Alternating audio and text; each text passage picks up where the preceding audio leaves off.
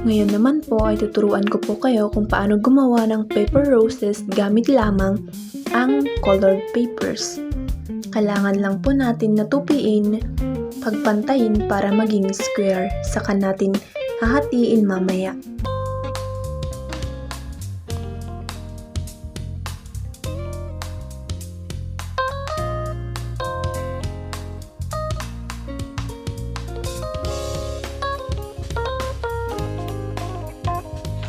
Yung naiiwan is kailangan natin itong i-cut.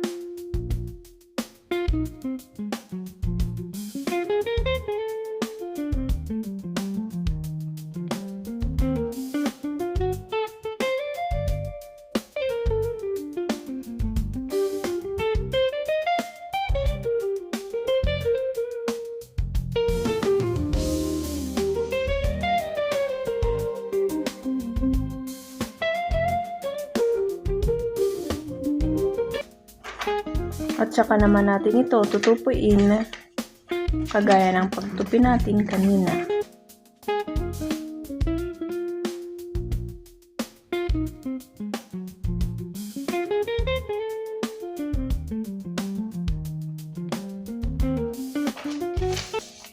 So nakikita natin na merong 1, 2, 3, 4 na rectangle. Kailangan natin itupi bawat sides hanggang magkaganito ang kalalabasan.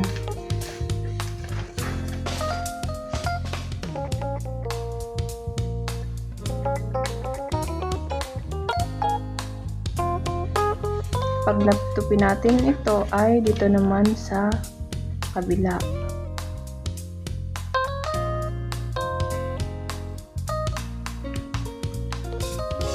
At kapag natupi na natin ay saka naman natin ito babaliktarin at itutupi natin ulit ito bawat sides. Dito rin sa kabila kailangan natin pagpantayin para magpantay, and then dito rin sa kabila. Ito naman is kailangan natin itong tupiin ulit kagaya ng pagtupi natin kanina.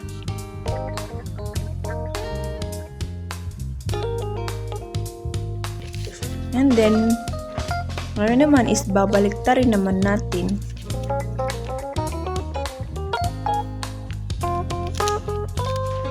At dito is kailangan natin itong tupiin. Tignan natin na kapag meron yung ganito niya is dito natin tutupiin kagaya nito. Kapag dito is dito natin tutupiin sa walang nahati. Itutupi lang natin ito pag ganun. Then dito rin sa kabila.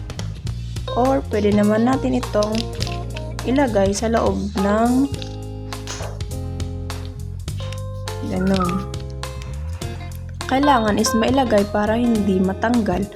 Ganun din sa kabila.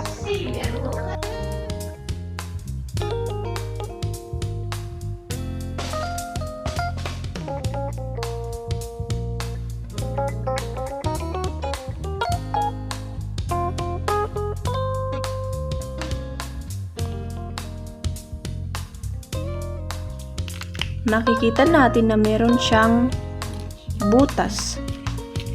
Wait po. And then, hawakan natin ito side by side. Makikita natin na meron siyang butas. So, dito is i-blow natin siya para lumaki. So, ito nga is kailangan natin siyang i-blow. So, ganito lang ang pag-blow yung butas niya.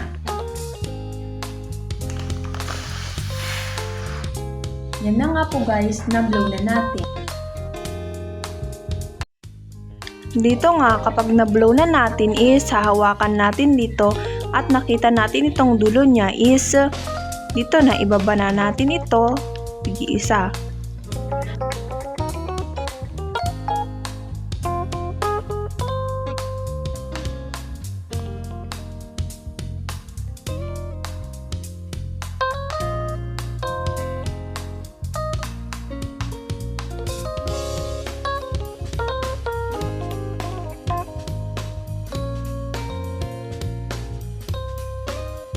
At ito na nga po is yung natira kanina is gawin na lang natin siyang stem para meron siyang paglagyan. I-roll lang natin siya pag ganito.